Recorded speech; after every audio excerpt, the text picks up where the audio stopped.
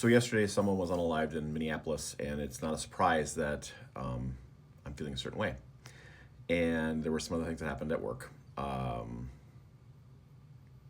I got challenged on this today and reminded. And I think this is an important reminder for each of us. Here's what I got today. We hear your cries of anguish, and we understand from your human perspective how horrific the events of recent days have been. We understand the anger boiling up. We understand the hurt, the disbelief, the frustration with pieces of humanity and how they act. But we want to redirect you again to your mandate. It may seem counterintuitive in these times to be focused on joy, love, and happiness when the dumpster is on fire and floating down the river. Understand, we're talking about an energetic change, and you are part of the catalyst.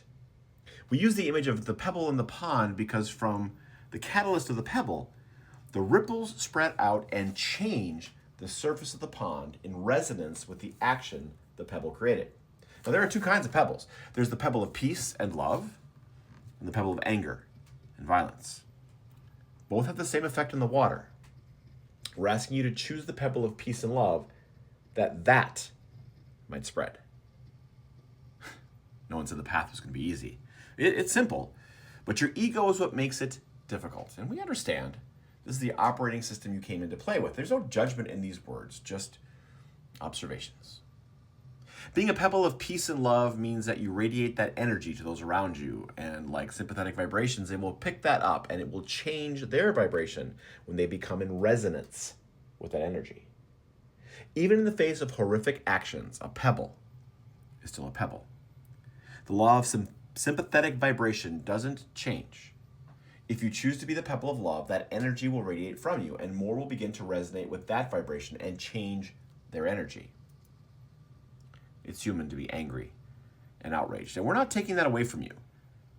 For those that are perpetrating the acts do not understand that they are simply doing it to another aspect of themselves. Their actions are based in egoic plays for power and cover up low self-esteem and trauma of their own. None of this is your concern, as we have said many times before. Focus on love, focus on joy. We understand that it's hard from your egoic perspective. Do it anyway. For change to happen, a pebble must be thrown in the pond. The lower vibrations don't give two thoughts about putting their pebble to the pond, so why do you? So often this spiritual struggle has been labeled a war of angels and demons, but entrainment to a vibration of love is not war. That is not the correct term, but we understand how it appears to be a battle. We're telling you, be the energy of love and light, radiate that, and more hearts will join together. And when those hearts join together, they don't fight the lower vibrations. They simply rise up above them so they're not affected. You haven't seen proof of work in this because not enough pebbles of love have been thrown into the pond. Because from your human perspective, you react to the news cycle. And the history has taught you that you best meet violence with violence. But as it has been said before, an eye for an eye and a tooth for tooth will leave everyone blind and toothless. Why not choose a different way? Why not choose a better way? Well, it might feel like swimming upstream. It's a natural calling and your natural vibration to be in and of love. It's closer to source energy than other choices. But as always, you're human. You have free will. Choose as you will. We understand that times appear tough now, but we're here to remind you that it's all about to change.